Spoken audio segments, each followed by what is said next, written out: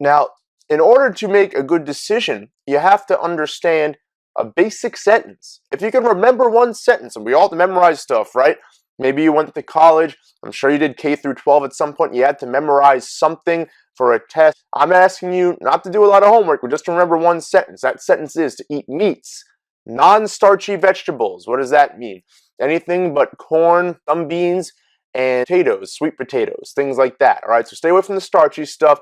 So usually the greener, the better. Green beans, asparagus, any leafy green like kale, spinach, chard, lettuce, whatever. The greener, the better. All right, avocados are a great one. Well, avocados are technically a fruit.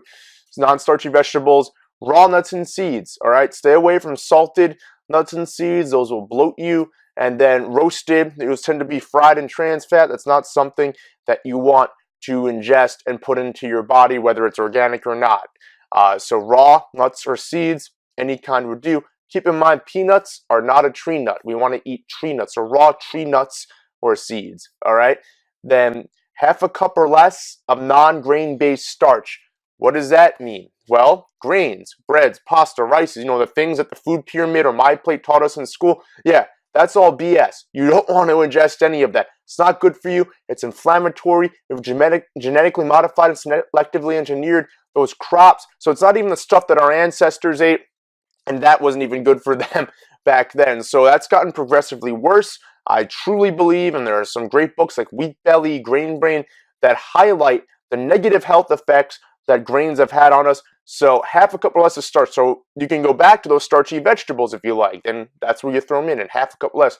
Potatoes, corn, some legumes, some beans are very high in their glycemic load, and then no added sugar. All right, so we don't want to dump sugar on the stuff. We don't want to put sugar in our sauces. The only sugar we should be ingesting is the sugar that's naturally occurring in the fruits and vegetables that we're eating. All right, so again, meats, non-starchy vegetables, raw tree nuts and seeds, half a cup or less of non-grain-based starch, and no added sugar. All right, that simple. So think about that. So again, getting back to that menu, a lot of those dishes had, like in the salad example, croutons. That's made out of grains. It's like a dry bread, right? We don't want to eat grains. So you can either ask for the salad without the grains, so without the croutons, or find a salad that does not list the croutons. I didn't get that salad again because they had my New England clam chowder. I know there's a couple potatoes in it. Sue me. There wasn't half a cup of potato in the cup of New England clam chowder that I had. You don't want to have croutons in your salad, all right? And you want to try and avoid that stuff at all costs. So when the dinner basket of bread comes out, you want to try and avoid it. How do you do that? Have some water. If it's earlier in the day, have some coffee. That'll help satiate you long enough until your courses come out. And then when you're looking at dinner, you want to stay away from stuff. So if you see mashed potatoes, there's going to be more than half a cup of potato in there, all right? And often it's not the only thing that's in the mashed potatoes.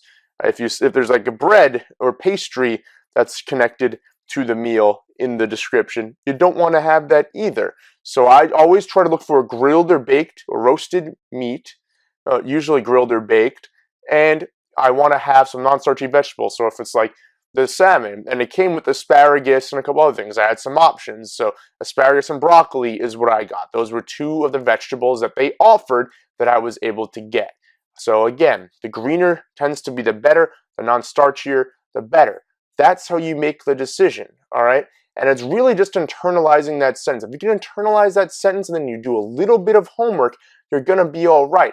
And like I said, always try to map out what restaurants are in the area that you're going to be in if you are leaving town for any period of time. And obviously you're going to have to eat out unless you do an Airbnb and you have a kitchen and you decide to go to a local grocery store. And by the way, that's something you can do too. If you do have a summer trip coming up and you're Airbnb-ing it and you're not just staying in a generic hotel, motel, families, well, if you're staying at a family friend or whatever place and there is a kitchen accessible to you, I would encourage you to find a local grocery store, find a way to get there. Usually you're probably renting a car, you can Uber it, whatever, you can find a way there. Good chance if you're staying in a residential area, there's a grocery store nearby, and you just stock up on healthy foods. And again, that one sentence, which I put below a couple of times if you're watching, but that one sentence makes all the difference when you're eating out. And yes, there may be things like they may put some wheat into the sauce that's on your dish, but you know what? You make the best decision possible when you don't have control over your food. But anytime you can have control, and that is if you have a kitchen accessible to you, use it. Try and avoid going out, but if you're going to go out, do your homework. Do what I did. Simple Google search. Find the menu of the restaurant, whether it's on their own website. Some restaurants are like these dinky little hole in the walls. They don't even have websites. But sometimes there are websites like I think All Menu and a couple other ones. They do list it. Grubhub, they do list their menus and fairly accurately. So you go through and you try and find appetizers, sides, main courses, whatever it is that you're getting, and try and find things that adhere to the sentence. If you can memorize the sentence and incorporate the sentence into every nutritional choice you make, whether eating out or eating in, you're going to be in a very good position to succeed. So I hope you guys found this helpful.